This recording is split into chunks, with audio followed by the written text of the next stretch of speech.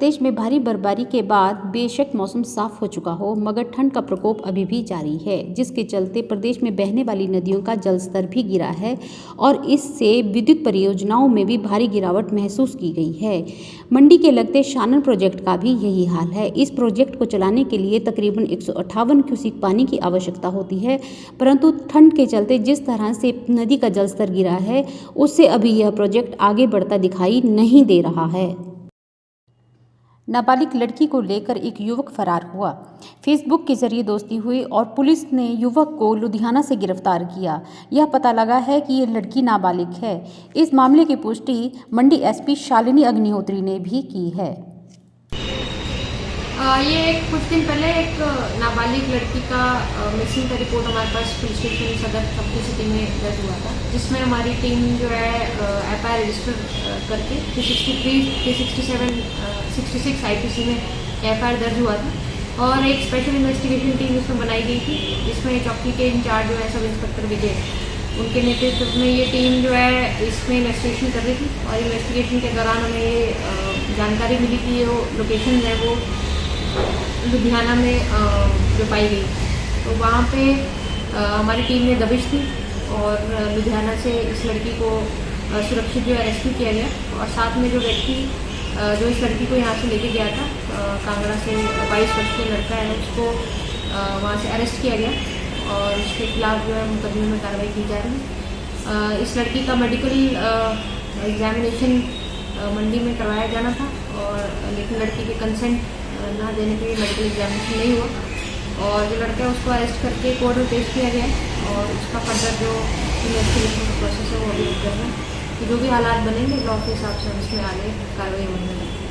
राज्य मंत्रिमंडल की बैठक में कई प्रकार के महत्वपूर्ण फैसले लिए गए। उसमें यह फैसला भी लिया गया कि जो पिछले कुछ समय से 4 जिलों में रात्रि कर्फ्यू है, उसे आगे किस तरह से बढ़ाया जाए।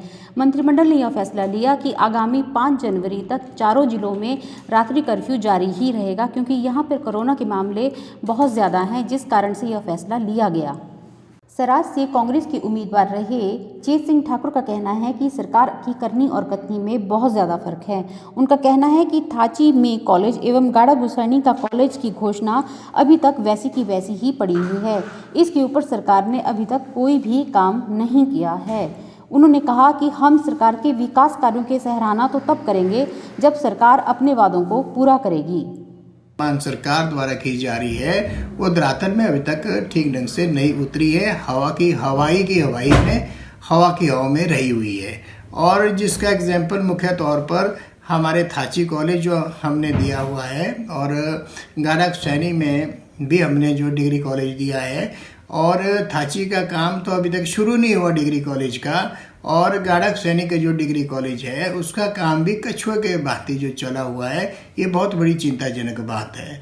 और हमारा जो लक्ष्य है सरकार, हमारा जो कांग्रेस पार्टी का सराज में जो लक्ष्य है उस कार्यात्मक भूमिका निभाने का है, जहां पर विकास के काम में हमने सहयोग करना है और जिन क्षेत्रों में जो काम नहीं हो रहा है उनका ध्यान सरकार की ओर आकर्षित करना है।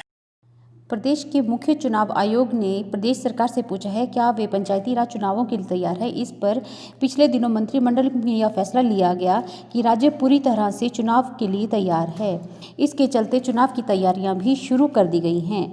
आगामी पंचायत चुनाव के लिए जिला मंडी की 559 पंचायत सीटों में से 281 सीटें महिलाओं के लिए आरक्षित कर दी गई हैं, क्योंकि हिमाचल में 50% सीट आरक्षण महिलाओं के लिए पहले से ही रिजर्व है। पिछले कल हिमाचल प्रदेश सरकार द्वारा 4 लेन प्रभावित किसानों को सड़क से 50 मीटर दोनों तरफ एवं नगर एवं ग्राम योजना के तहत टीसीपी द्वारा जो नियम है उसे फिर से लागू कर दिया है।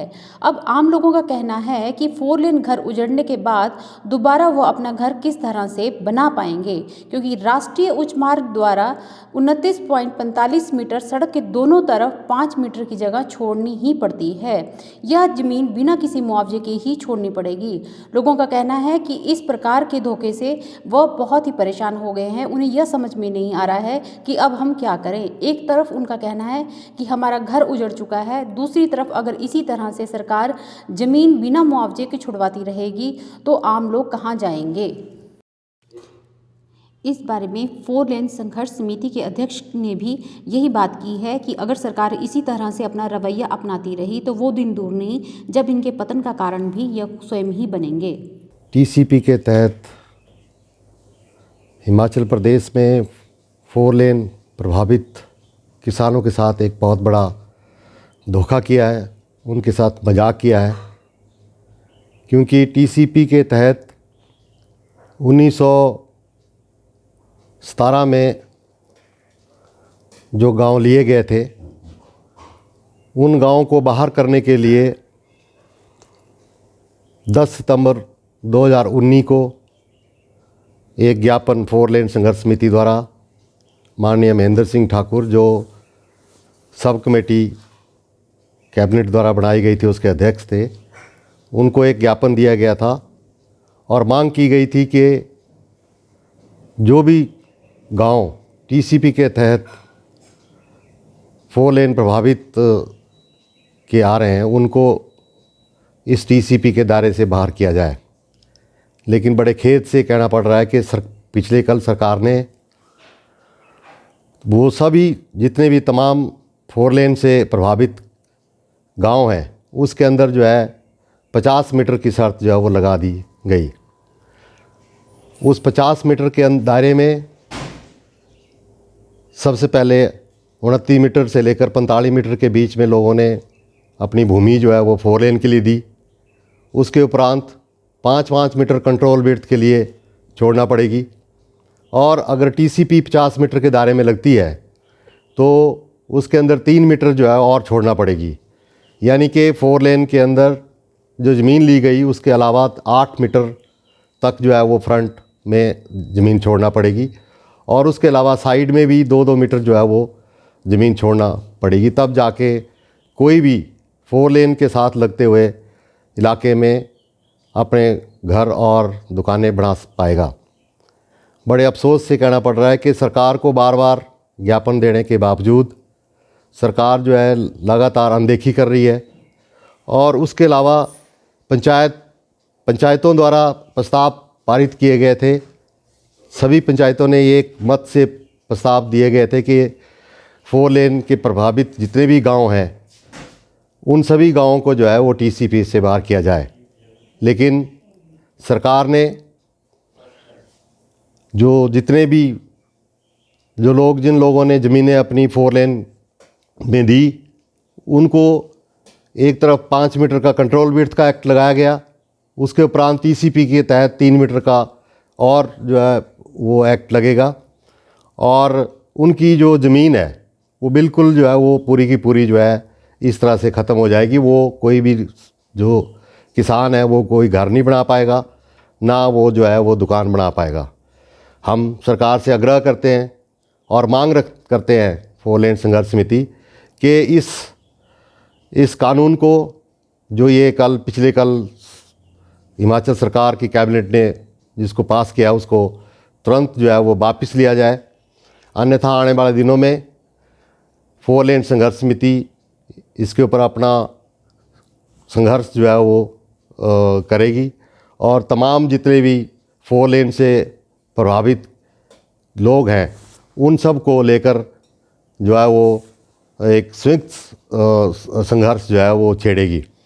क्योंकि हिमाचल प्रदेश में पूरे हिमाचल के अंदर 3 बड़े 4 लेन बनने जा रहे हैं और इन 4 लेन के अंदर जो है तमाम ज़िले जो है इसके अंदर प्रभावित हो रहे हैं और तमाम लोग जो है जो सड़क के किनारे घर बनाना चाहते हैं या सड़क के किनारे दुकानें बनाना चाहते हैं वो जो है इस टीसीपी के कारण जो है नहीं बना पाएंगे। धन्यवाद। शहरों के बाद अब ग्रामीण क्षेत्रों में भी राशन कार्ड का डिजिटलाइजेशन कार्य शुरू कर दिया गया है। यह जानकारी जिला के नियंत्रक खाद्य नागरिक आपूर्ति एवं उपभोक्ता मामलों के अधिकारी ने हमें दी है। उन्होंने कहा है कि इस राशन कार्ड को बनवाने की जिम्मेदारी ग्रामीण क्षेत्र में नियुक्त सचिवों की होगी। उन्होंने यह भी बताया कि जल्दी से जल्दी इस कार्य को पूरा कर लिया जाएगा। जिले के धर्मपुर विकास खंड के गाँव चरवाल के लोगों का कहना है कि यदि उनके वार्ड डरवाल पंचायत से हटाकर खरवासना या सज्जू ओपलू की पंचायत में नहीं मिलाया गया तो वो चुनाव का पूरी तरह से बहिष्कार करेंगे। इसे लेकर गांव के लोगों ने एक बैठक कर संघर्ष समिति का गठन कर दिया ताकि एकजुट होकर इस आवाज़ को बुलंद किया जा सके। संघर्ष समिति के सचिव संजय कुमार का कहना है कि मनीचंद की अध्यक्षता में यह समिति बनाई गई है।